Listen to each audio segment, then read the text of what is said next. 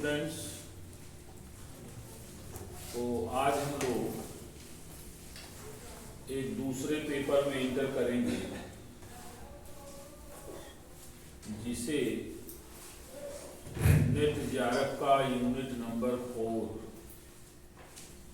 के नाम से जाना जाता है। इसमें जो विषय का नाम मेंशन है वो लिखा हुआ है बिजनेस फाइनेंस,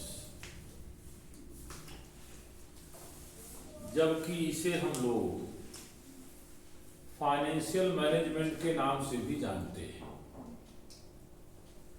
अगर हम लोग इस बात पर डिस्कशन करें कि बिजनेस फाइनेंस और फाइनेंशियल मैनेजमेंट में क्या डिफरेंस है और क्यों इसे दो तरह से हम लोग एक्सप्लेन करते हैं,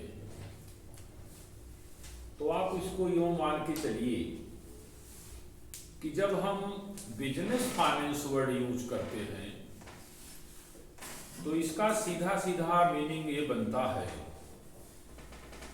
कि हम लोग किसी भी बिजनेस में जो रिक्वायर्ड कैपिटल है केवल उसी के रिगार्डिंग बातचीत करेंगे। लेकिन जब उसमें हम मैनेजमेंट सब जोड़ते हैं तो इसका मतलब ये हुआ कि रिक्वायर्ड कैपिटल में यह भी देखेंगे कि वह कैपिटल किस सोर्स से इकट्ठा की गई है, कलेक्ट की गई है। क्योंकि मान लीजिए कि किसी बिजनेस के लिए रिक्वायर्ड कैपिटल 5 लाख रुपए है, तो बिजनेस फाइनेंस केवल इतना ही चर्चा करता है कि 5 लाख रुपए से बिजनेस को स्टार्ट किया जाए तो बेहतर होगा। लेकिन फाइनेंशियल मैनेजमेंट इस चर्चा को थोड़ा सा एक कदम आगे और बढ़ाता है।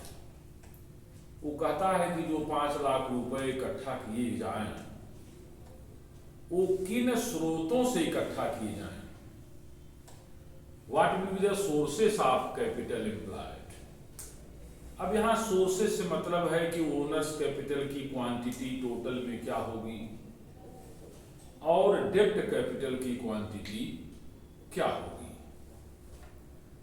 इसका मतलब है कि जब हम किसी बिजनेस के लिए रिक्वायर्ड कैपिटल को बिना किसी स्ट्रेटजी के, विदाउट एनी स्ट्रेटजी कलेक्ट करें, इन्वेस्ट करें, यूज करें, तो वो बिजनेस फाइनेंस के नाम से समझा जाता है। लेकिन ज्यों ही हम उस नीडेड कैपिटल को मैनेजमेंट के सहारे से यूज करते हैं तो इसका मीनिंग ये हुआ कि आपने कैपिटल के कलेक्शन में मैनेजमेंट नाम का कॉन्सेप्ट जोड़ दिया है। तो हम लोगों की जो चर्चा है वो बेसिक तौर पर बिजनेस फाइनेंस और फाइनेंशियल मैनेजमेंट दोनों का जो एक कोऑर्डिनेट एस्पेक्ट होगा उसी के रिस्पेक्ट में हम लोग बातचीत करने के लिए आज इस क्लास में बैठे हुए हैं। तो यदि हम बिजनेस फाइनेंस या फाइनेंशियल मैनेजमेंट को नैरो सेंस में न लेकर ब्रॉड सेंस में एक्सप्लेन करें तो हम लोग ये कह सकते हैं कि financial management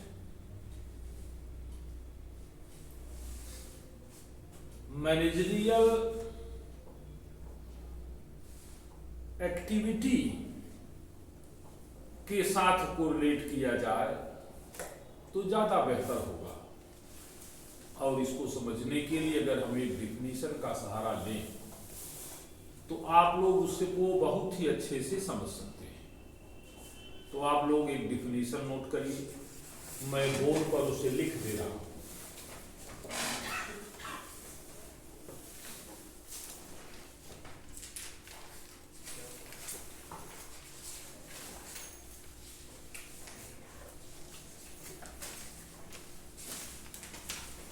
financial management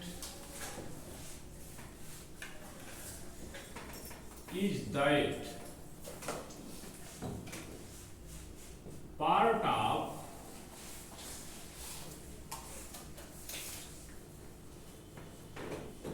managerial activity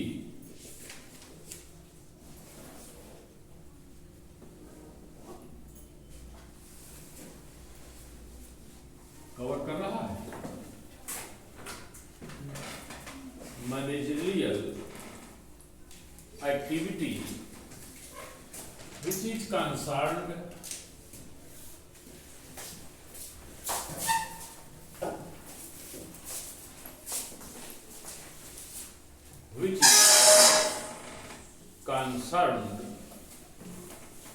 with the planning and controlling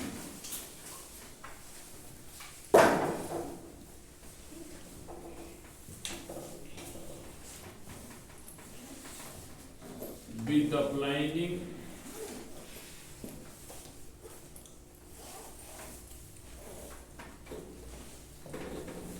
and controlling of the firm's financial resources.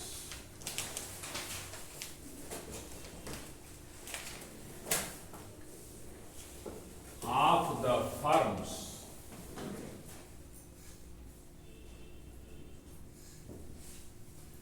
Financial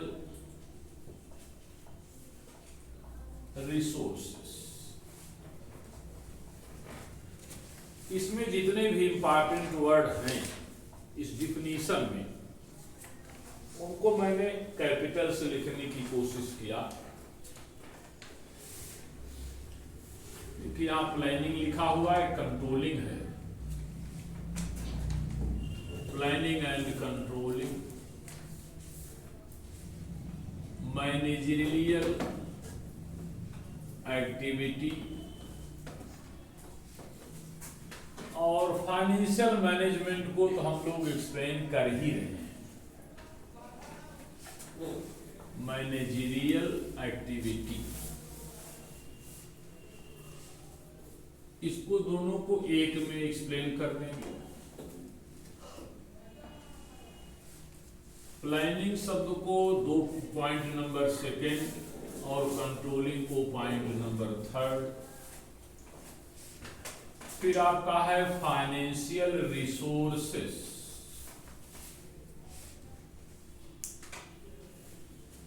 ये है पॉइंट नंबर 4। ये 4 चीजें आपको एक्सप्लेन कर दी जाएं तो मेरा मानना यह है कि आपको फाइनेंशियल मैनेजमेंट या बिजनेस फाइनेंस की डिफिनीशन क्लियर हो जाएगी। आप लोगों में से कुछ लड़के ऐसे होंगे जो हिंदी मीडियम के होंगे, तो उनके लिए भी मैं इस डिफिनीशन को लिख दे रहा हूं, नोट कर लीजिए। लिख लें आप, वित्तीय प्रबंध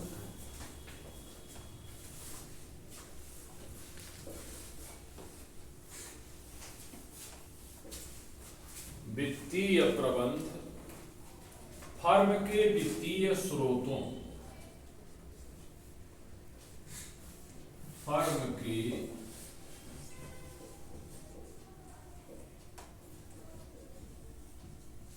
वित्तीय स्रोतों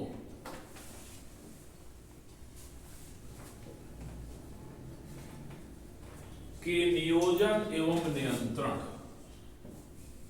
के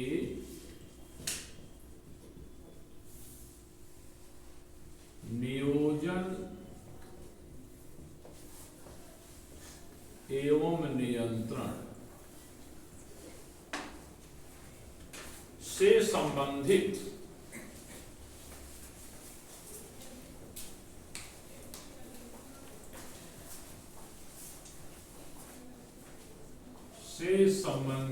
एक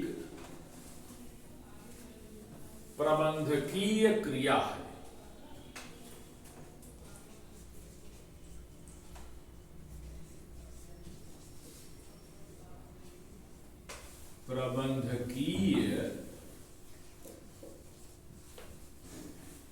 क्रिया है, full stop inverted comma close.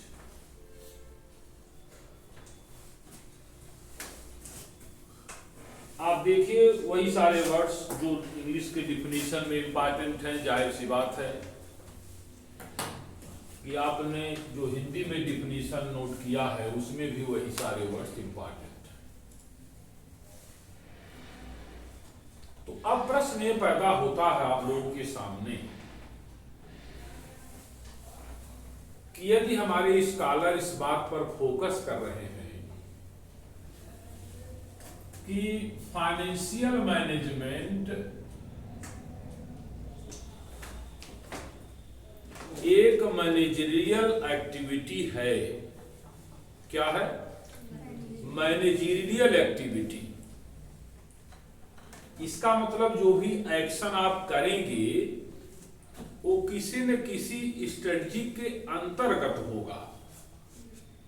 जब हम कुछ भी करें लेकिन उस कार्य के पीछे न किसी प्रकार का कोई प्लान हो, न ही किसी प्रकार का कोई मैनेजमेंट हो, न प्लान पर हमारी कोई कंट्रोलिंग हो, तो इसे हम एक सिंपल एक्टिविटी कहते हैं।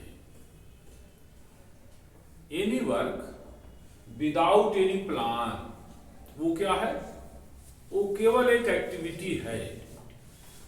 लेकिन जब ये कहा जा रहा है कि मैनेजरियल एक्टिविटी है, इसका मतलब है कि each and every action which has been taken by the scholar of the subject or in practice businessman has been taken under a particular concept। कुछ भी आप करेंगे तो उसके पीछे कोई न कोई सिद्धांत, कोई न कोई फिलॉसफी, कोई न कोई प्रिंसिपल होना चाहिए। तो जब कोई भी कार्य हम किसी सिद्धांत के अंतर्गत करें, किसी थियरी के अंतर्गत करें, किसी एजम्पशन के अंतर्गत करें, तो इसको आप मान करके चलिए कि वह आपका कार्य मैनेजरियल एक्टिविटी के नाम से जाना जाता है। अब प्रश्न पैदा हुआ कि बिजनेस फाइनेंस में मैनेजरियल एक्टिविटी कहते किसे हैं? ये बात आपको समझनी होगी। और इसे समझने से पहले एक सबसे महत्वपूर्ण बात आपको मैं ये बता दूं कि 1890 तक टिल 1890 बिजनेस फाइनेंस या फाइनेंशियल मैनेजमेंट नाम का कोई सब्जेक्ट पठन पाठन की दुनिया में नहीं था। कहा सर फिर ये कहां से जन्म ले लेता है, इसके माता पिता का कुछ पता है? तो इसका मतलब यह हुआ कि 1890 तक it was the part of economics. यह इकोनॉमिक्स का पार्ट था। और आज की तारीख में नाउ एंड टुडे अब इसकी स्थिति बदल गई है। अब यह विषयों की दुनिया में एक रिकॉग्नाइज्ड सब्जेक्ट बन चुका है या पेपर बन चुका है। तो आप कहेंगे इस बात को बताने के पीछे का औचित्य क्या है? इसको क्यों बताना चाहते हैं आप कि इकोनॉमिक्स का पार्ट था? का इसको बताने के पीछे का मामला यह है कि तमाम सारी बातें हम आपको एग्जाम्पल के तौर पर यूज करेंगे तो आपको ये महसूस होना चाहिए कि ये सारी बातें इकोनॉमिक्स के जरिए उठाई जा रही है। इसलिए मैं आपसे ये बात कर रहा हूं। तो आप जरा समझिए, इकोनॉमिक्स भी एक्टिविटी की बात करता है कि every individual has played various type of activities in a particular day. Some of them are known as economical activities and some of them are known as non-economical activities। इस तरह की चर्चा आपने इकोनॉमिक्स में सुना होगा। अब आप जरा सोचिए, नेशनल इनकम पढ़ेंगे आप तो वहां भी इस तरह की चर्चा आपको मिलेगी कि जब इनकम शब्द है तो वहां पर इकोनॉमिक एक्टिविटी होनी चाहिए, ऐसा आपने पढ़ा है। तो अब आप जरा सोचिए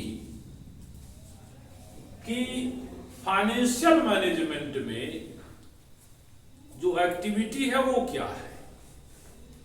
तो अगर वास्तव में हम इस वर्ड को एक्सप्लेन करें एक्टिविटी को, तो इसमें से तीन बातें निकल के आती हैं।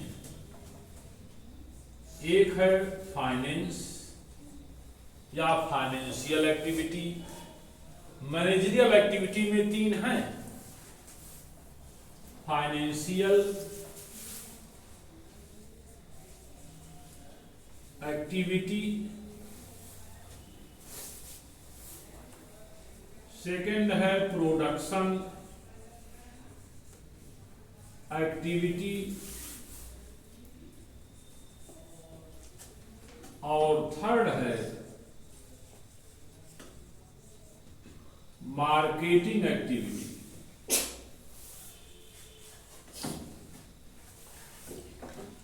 अब आप जरा सोचिए कि मैनेजरियल एक्टिविटी अपने अंतर्गत तीन तरह की एक्टिविटी को कवर कर रही है। लेकिन एक बात आप समझिए, it is very difficult to separate the financial activities from production and marketing activities, because of all of them are very closely related to each other। कहने के लिए मैं तो कह रहा हूं कि मैनेजरियल एक्टिविटी में तीन तरह की क्रियाएं शामिल हैं। एक, व्यवसाय के लिए फाइनेंस का प्रबंध करना। दूसरा, उस फाइनेंस के सहारे प्रॉपर प्रोडक्शन करना। और तीसरा, उस प्रोडक्शन को मार्केट तक पहुंचा करके कंज्यूमर के घर तक भेज देना। और आप लोग तो जानते हैं आज की तारीख में कंज्यूमर को माल को बेच लेना ही सक्सेस नहीं है। Consumer should be satisfied by your production, by your supply.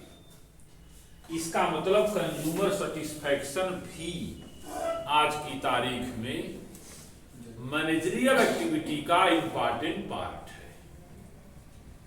कभी था कुछ वर्षों पहले कि लोग या प्रोड्यूसर अपनी रिस्पांसिबिलिटी इतनी ही समझता था कि मैंने अपने प्रोडक्शन को सेल आउट कर लिया है। लेकिन आज की तारीख में प्रोडक्शन सेल हो चुका है और कंज्यूमर आपके इस प्रोडक्शन से सेटिस्फाई भी होना चाहिए। हाँ, तो मैं कह रहा था कि इन तीनों एक्टिविटियों के दरमियान बड़ा क्लोज रिलेशन है। इसलिए कोई ये कहे कि ये फाइनेंशियल एक्टिविटी ही है, ये प्रोडक्शन की एक्टिविटी है, ये मार्केटिंग एक्टिविटी है, बड़ा साफ साफ कह पाना बड़ा ही मुश्किल है। लेकिन फिर भी विद्वानों ने इस बात की पूरी कोशिश की है कि तीनों को अलग किया जा सके। राइट? तो प्रश्न ये बनता है कि इन तीनों एक्टिविटियों में से हम लोग किस पर सेंटर्ड हैं? We are centred only on financial activity under your subject, under your paper. It means under the जो है financial management, you have to study only on financial activity. Right? Production और मार्केटिंग के part को आपको यहां study करने की जरूरत नहीं है। अब एक दूसरा प्रश्न पैदा होता है कि आखिरकार फाइनेंशियल एक्टिविटी में क्या क्या आता है। तो इसमें भी 4 प्रकार की एक्टिविटियों को शामिल किया गया है। जब हम इन चारों को थोड़ा थोड़ा आपके सामने एक्सप्लेन कर देंगे, तब आपके माइंड में ये जाकर के क्लियर होगा कि वास्तव में फाइनेंशियल मैनेजमेंट क्या है और क्या कुछ आपको पढ़ना है।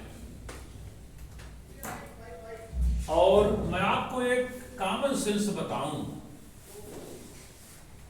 कि किसी भी स्टूडेंट को, किसी भी रीडर को अगर ये समझना हो कि वो जिस विषय को पढ़ रहा है वो क्या होता है, क्या है, इसका सबसे बेहतरीन तरीका यह है कि उस पेपर के सिलेबस में जो जो टॉपिक्स दिए गए हैं उन्हीं को वह एक में अगर जोड़ दे तो सबका जो जोड़ होगा वही उस सब्जेक्ट का मीनिंग होगा। अब आप जरा सोचिए कि फाइनेंशियल मैनेजमेंट में या बिजनेस फाइनेंस में आप पढ़ते क्या हैं। जो कुछ हम पढ़ाएंगे वो इन चारों एक्टिविटियों में कवर हो जाएगा और उसे ही आप यह मान करके चलेंगे कि यही फाइनेंशियल मैनेजमेंट है। तो आइए इसको मैं आपको थोड़ा सा एक्सप्लेन करता हूं जिससे कि आपको बात समझ में आए कि फाइनेंशियल एक्टिविटी में किसे किसे हम कंसीडर करते हैं। तो पहले आप लिखें फाइनेंसिंग डिसीजन।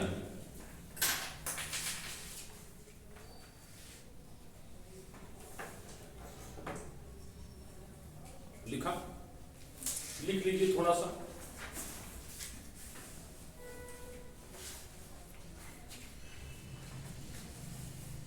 एक्टिविटी या मैं लिख रहा हूं जिससे आपको थोड़ा सा दिखे।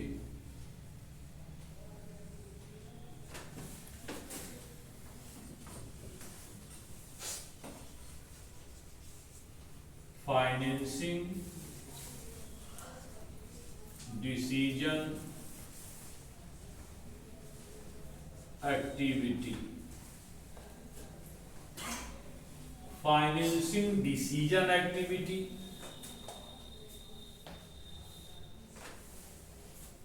दूसरा पॉइंट है इन्वेस्टमेंट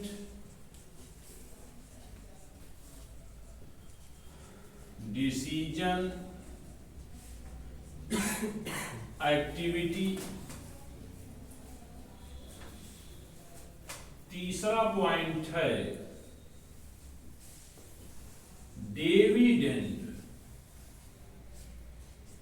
फिर वही डिसीजन एक्टिविटी। और चौथा पॉइंट है आपका लिक्विडिटी डिसीजन एक्टिविटी। ये 4 एक्टिविटी ऐसी हैं जिन्हें आप फाइनेंशियल एक्टिविटी के नाम से जानते हैं। बियॉन्ड दिस, इनके अलावा either they are related to production activities और मार्केटिंग एक्टिविटीज। अब एक प्रश्न पैदा हुआ, अगर मैं इन चारों एक्टिविटियों को एक लाइन में बिल्कुल समराइज फॉर्म में आपके सामने रखूं तो आप इसको बड़े आसानी से समझ सकते हैं कि पूरा फाइनेंशियल मैनेजमेंट क्या कुछ करता है। बहुत आसानी से आप इसको समझ लेंगे। देखिए, और ये जो मैं 2-3 बातें बताने जा रहा हूं ये इन्हीं से संबंधित है, ऐसा नहीं कि इनके बाहर की है। इन चारों को मैंने मिला करके 2-3 बातें आपको बताने का प्रयास कर रहा हूं। इसमें से एक पॉइंट है quantity of capital, QOC, quantity of capital. दूसरा पॉइंट है स्ट्रक्चर ऑफ कैपिटल, और तीसरा पॉइंट है कास्ट ऑफ कैपिटल। ये 3 चीजें हैं।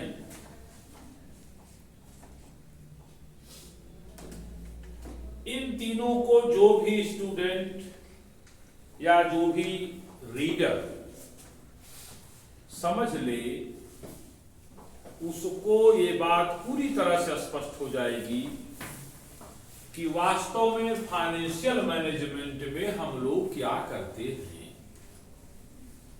देखिए, क्वांटिटी ऑफ कैपिटल हमें ये बताना चाह रहा है कि जिस किसी भी बिजनेस को आप स्टार्ट करना चाहते हैं, उस बिजनेस में कैपिटल की ऑप्टिमम क्वांटिटी क्या होनी चाहिए। It means first of all you have to determine the optimum quantity of capital which is required in your business to increase your growth and value of the shares। इसका अर्थ यह हुआ कि आपके द्वारा जो भी कैपिटल की क्वांटिटी डिटरमाइन की जाएगी वह इतनी उपयुक्त होनी चाहिए। उपयुक्त माने ऑप्टिमम। ऑप्टिमम का मतलब क्या है? न ही ओवर कैपिटलाइजेशन की सिचुएशन जनरेट हो और न ही आपके बिजनेस में अंडर कैपिटलाइजेशन की सिचुएशन जनरेट हो। देखिए, बात को समझिए। मान लीजिए आप किसी तरह का कोई बिजनेस इस्टेब्लिश करना चाहते हैं और आपने जो डिसीजन लिया क्वांटिटी के रिगार्डिंग, उस डिसीजन का इंपैक्ट ये हो रहा है कि आपका बिजनेस ओवर कैपिटलाइज्ड हो रहा है। तो इसका अर्थ ये हुआ कि यदि आपका बिजनेस ओवर कैपिटलाइज्ड होगा तो उसका रेट ऑफ रिटर्न कम हो जाएगा। कई सारे बैड इंपैक्ट उस पर होंगे। अब इसकी चर्चा हम लोग जब उस टॉपिक में जाएंगे तो डिटेल में करेंगे, लेकिन मोटी मोटी बात आप ये समझिए कि यदि आपके द्वारा डिटरमाइन की गई क्वांटिटी ऑफ कैपिटल ओवर या अंडर है तो किसी भी बिजनेस के लिए बेहतर नहीं है। तो इसलिए you should determine the optimum quantity of capital, जो आपके बिजनेस के लिए उचित हो। मिसाल के तौर पर मैं आपसे कहता रहता हूं कि आपके पेरेंट्स के पास बहुत सारे रुपए हैं, लेकिन क्या आपको हर महीने के पठन पाठन के लिए पेरेंट्स बहुत सारे रुपए देते हैं क्या? क्यों नहीं देते? क्योंकि उन्हें मालूम है कि अगर इन्हें हम ज्यादा रुपए दे देंगे तो भी इनकी पढ़ाई प्रभावित होगी, और अगर इन्हें कम रुपए देंगे तो भी इनकी पढ़ाई प्रभावित होगी। इसका अर्थ यह हुआ कि आपके पास न ही रुपए ज्यादा होने चाहिए न ही रुपए कम होने चाहिए। राइट? उतना ही होना चाहिए जितने की जरूरत हो। अगर जरूरत से ज्यादा रुपए आपके पास हैं तो आप किसी न किसी तरीके से डिस्टर्ब होंगे। दूसरा कॉन्सेप्ट क्या कह रहा है? Structure of capital. फिर वही 2 बातें। मान लीजिए कि क्वांटिटी डिटरमाइन होने के बाद जो आपने स्ट्रक्चर फॉलो किया, स्ट्रक्चर मीन्स ओनर्स कैपिटल और डेब्ट कैपिटल के बीच का रेशियो। अगर आपने डेब्ट कैपिटल की क्वांटिटी ज्यादा कर ली तो आपके बिजनेस पर उनका डोमिनेशन बढ़ेगा, डिवेंचर होल्डरों का,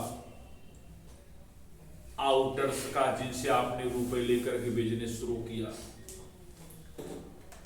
यदि आपने बहुत सारे रुपए इक्विटी से ही कलेक्ट किया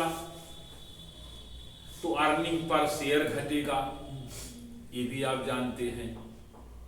तो you have to maintain a coordination in your total quantity of capital between the owners capital and डेब्ट कैपिटल। अगर आप ठीक ठाक संतुलन स्थापित नहीं कर पाएंगे तो निश्चित तौर पर आपको नुकसान होना तय है, अर्थात लॉस होगा। तीसरा प्रश्न ये पैदा हुआ, कास्ट ऑफ कैपिटल। आपको ये भी देखना है कि जिस कैपिटल को आपने जितनी क्वांटिटी में इकट्ठा किया है, बाजार से जब उसे आप कलेक्ट कर रहे थे तो उसकी आपके लिए कास्ट क्या पड़ रही थी। कास्ट का मतलब समझते हैं कि कोई भी बिजनेस, कोई भी ह्यूमन बीइंग जब कहीं से रुपया लेता है बिजनेस के लिए तो उसके बदले में उसके इन्वेस्टर को जितना कुछ वो पेमेंट करता है वही उसके लिए उसकी कास्ट है। तो देखना यह है कि कौन सा रुपया आपके लिए चीप और बेस्ट है और कौन सा रुपया आपके लिए बैड है, या किसकी कितनी कास्ट है। आपने ऐसे स्रोतों से रुपए को कलेक्ट कर लिया जो स्रोत महंगे थे, जिनकी कास्ट अधिक थी, उस पर जितना आपका रिटर्न है उसके कंपैरिजन में, तो जाहिर सी बात है कि आपको लॉस होगा।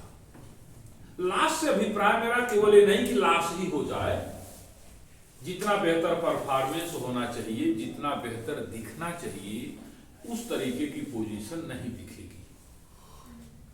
तो इसलिए आप लोगों ने, एक दिन आप लोगों से चर्चा हुई थी, याद होगा, ट्रेडिंग ऑन इक्विटी आप लोगों ने सुना होगा। उसमें आपने देखा कि दो कंपनियां एक ही तरह की सेम क्वांटिटी ऑफ कैपिटल में बिजनेस कर रही थी, फिर भी अर्निंग पर शेयर दोनों का अलग अलग देखने को मिल रहा था। वो किस चीज का इंपैक्ट था? That was the impact of management. और यही मैं कहना चाहता हूं कि जब आप फाइनेंस में मैनेजमेंट शब्द जोड़ेंगे तो उसी क्रियाकलाप पर आपका परफॉर्मेंस बेहतर नजर आएगा। कहने का अभिप्राय है कि यदि आप अंडर द मैनेजमेंट वर्क कर रहे हैं तो आपका परफॉर्मेंस अलग दिखेगा, और दूसरा कोई same amount of profit earn करने के बाद भी उसका परफॉर्मेंस अलग दिखेगा।